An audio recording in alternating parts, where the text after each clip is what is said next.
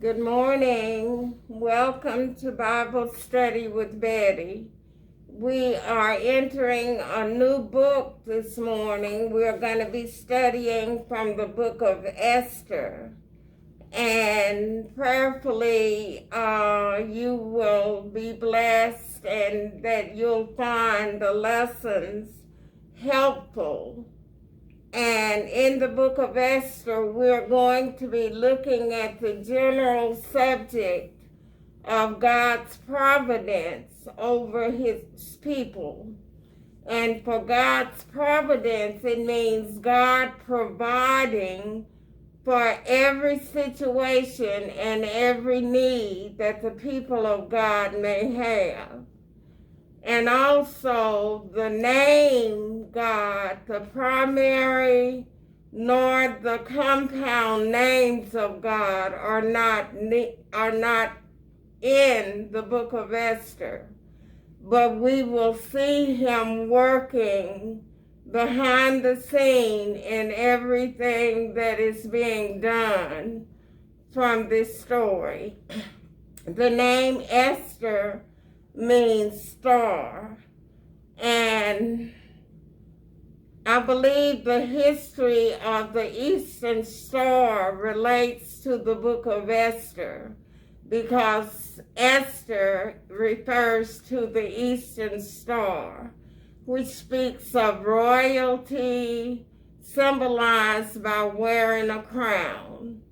And so many of the things that we experience today come out of the Bible, and we will see, according to the book of Ecclesiastes, that there's nothing new under the sun.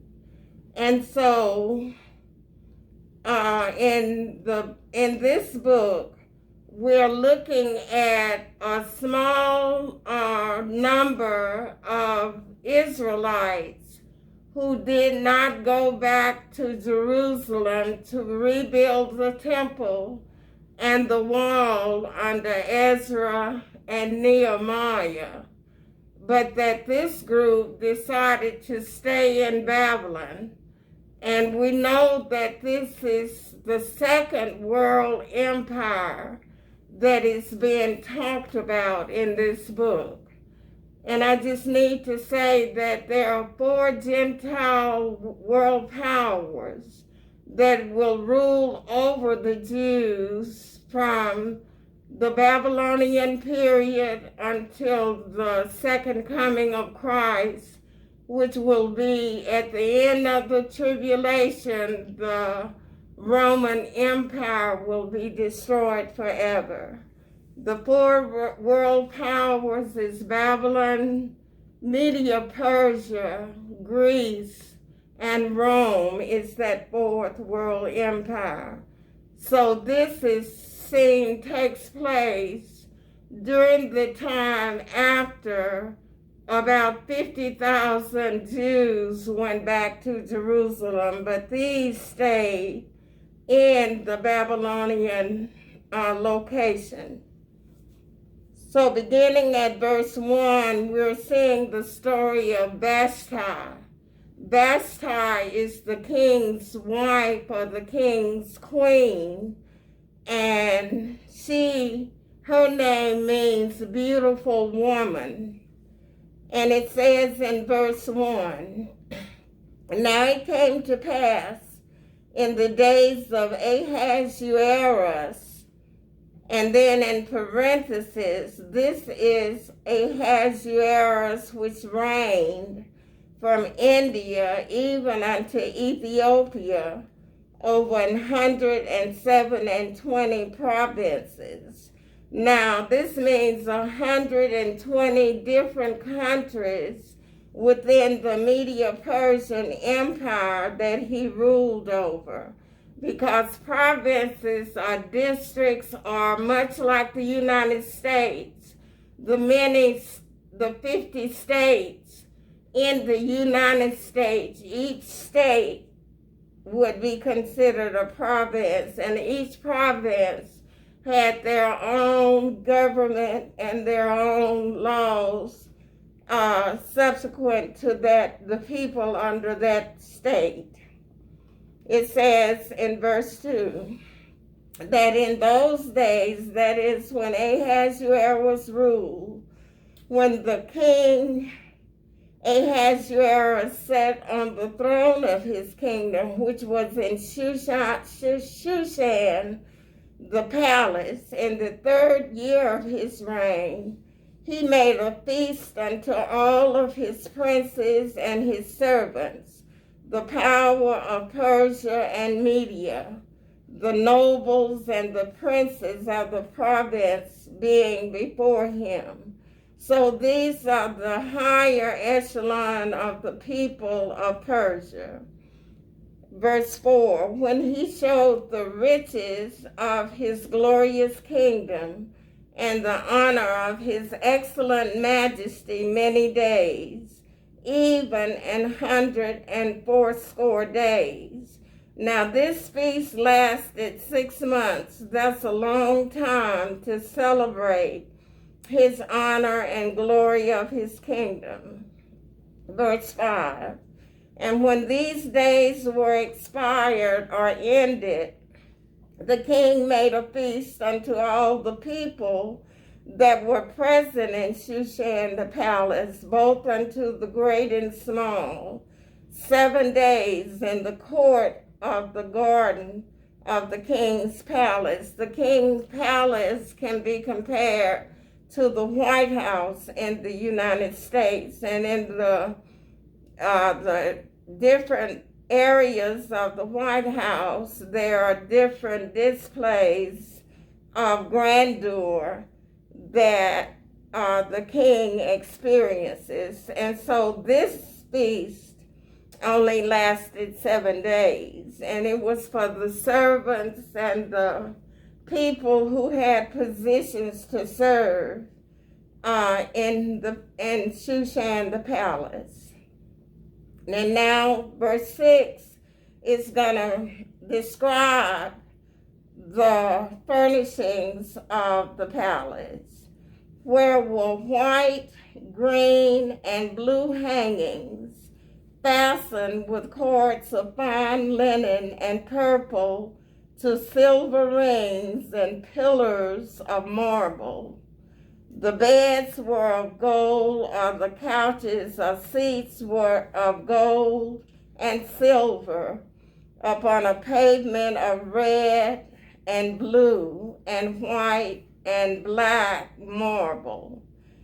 Verse 7, and they gave them drink in vessels of gold, the vessels being diverse or different one from another, and royal wine or expensive wine in abundance, according to the state of the king, that is, of his rich and his wealthy state.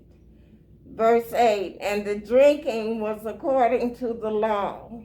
None did compel, no one was forced to drink. For so the king had appointed to all the officers of his house, that they should do according to every man's pleasure. Whatever a man wanted to drink, that's what he was given permission for. Verse 9, also Vashti the queen made a feast for the women in the royal house, which belonged to King Ahasuerus. We would call this queen the first lady, and she made a feast for the women, the wives, no doubt, of all of the princes of this kingdom.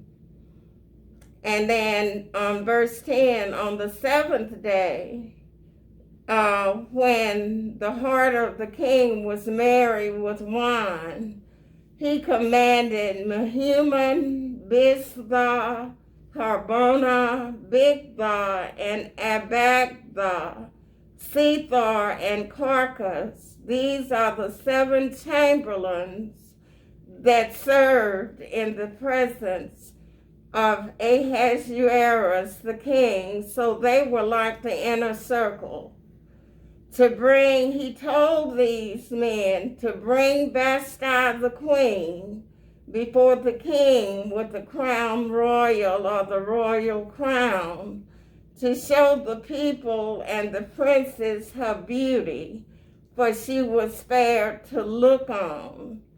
When we're studying the Bible and we hear the word that a woman was fair to look upon, this verse lets you know that that word means she's a beautiful woman.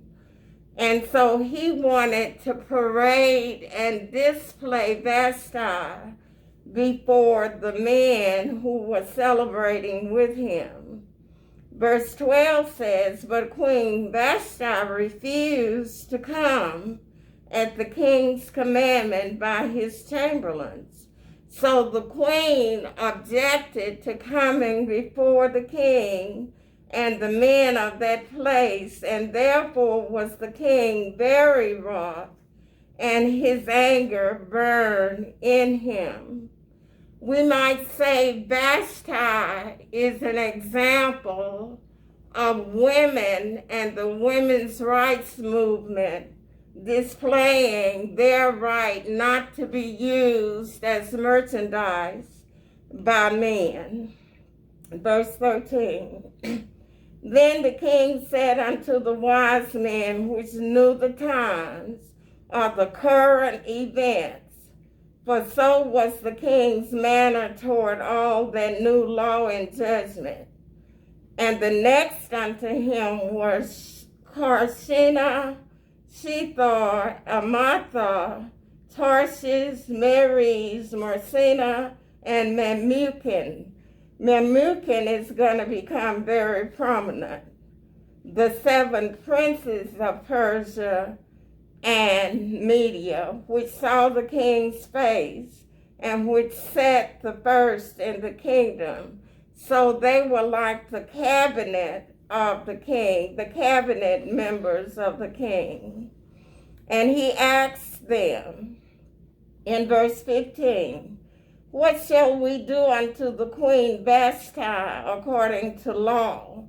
Because she had not performed the commandment of King Ahasuerus by the chamberlains.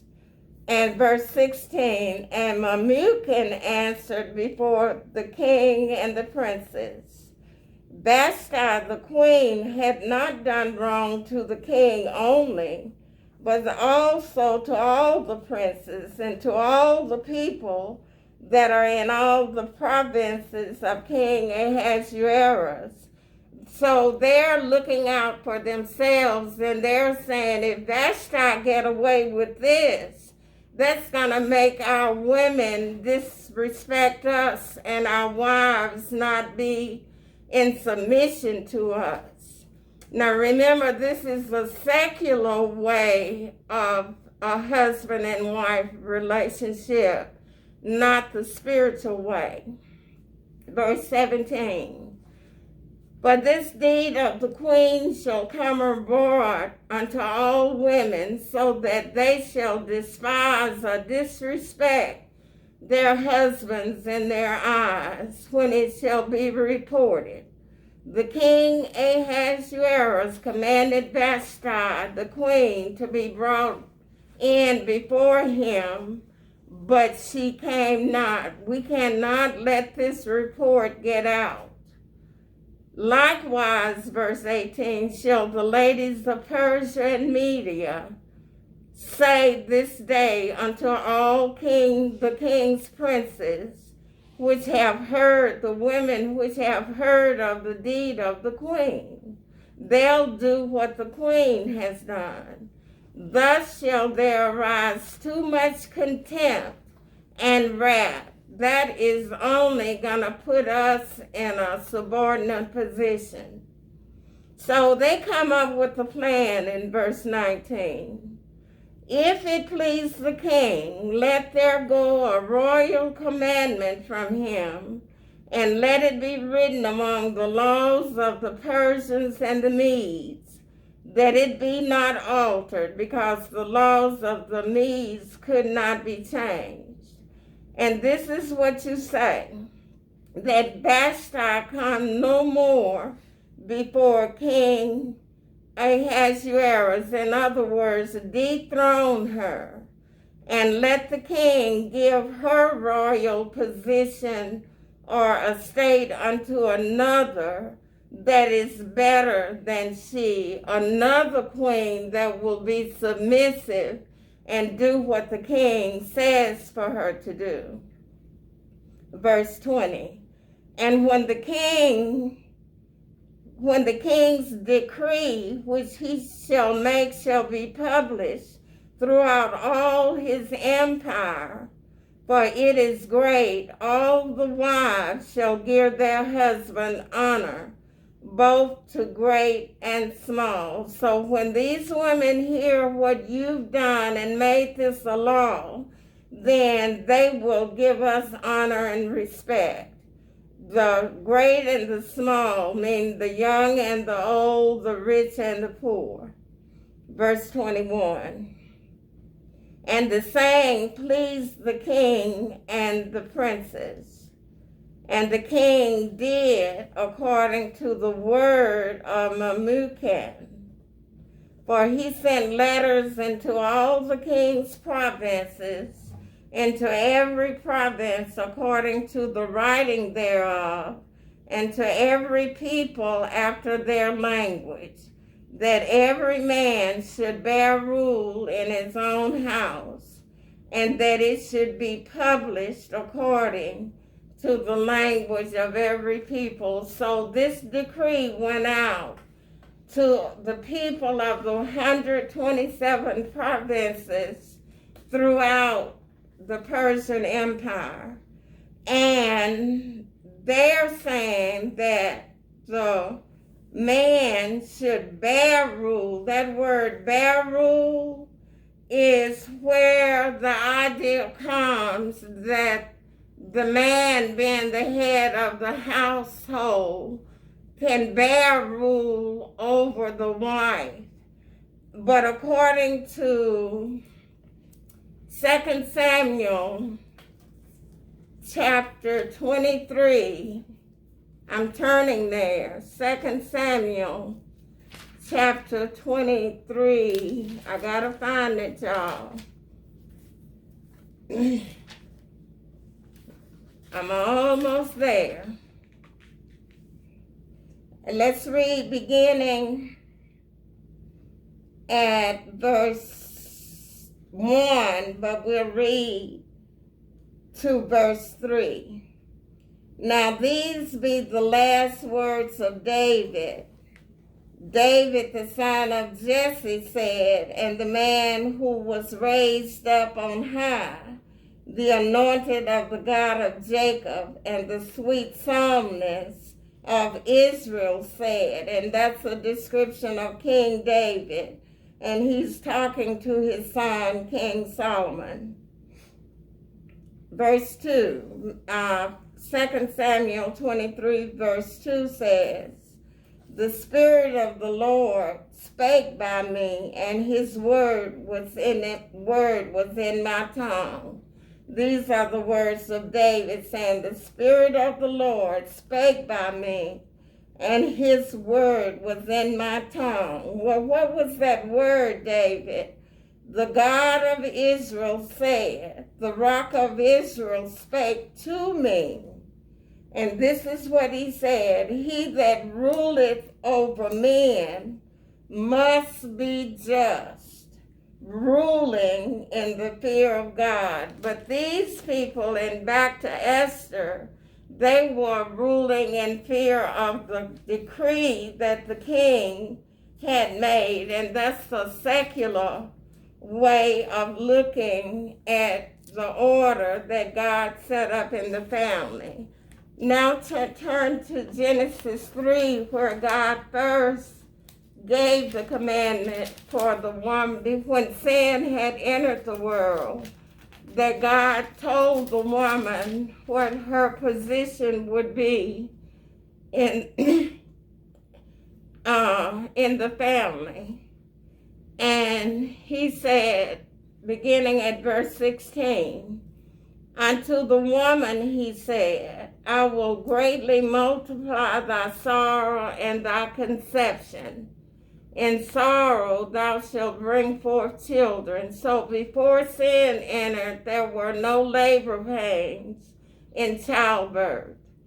And thy desire, whatever your will, shall be to thy husband. In other words, all that you desire and whatever your will is, you should relate that to your husband, because he will rule over thee, but not according to rigor and hardship, but according to Ephesians 5 and the way in 1 Peter, the 3rd chapter, in knowing the husband loving their wives, even as Christ loved the church.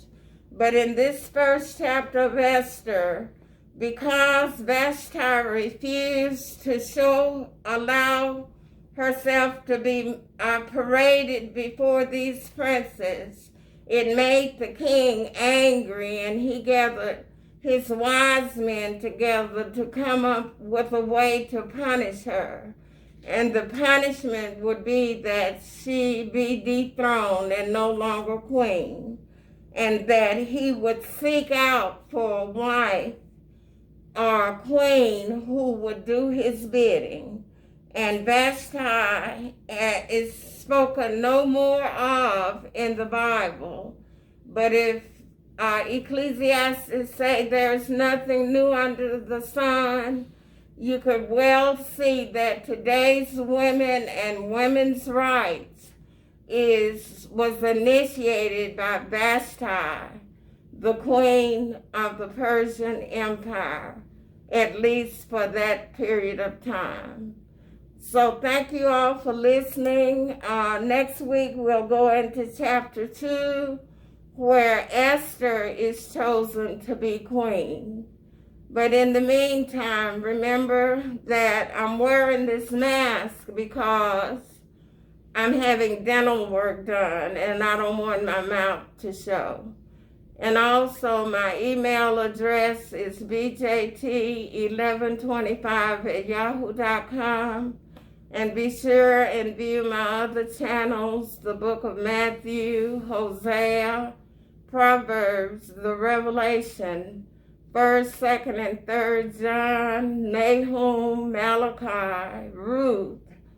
And now I'm teaching from the book of Romans, and here today starting with the book of Esther. So thank you all for listening. You all have a great day. And my prayers are with you all, and you all keep us in your prayers. Thank you.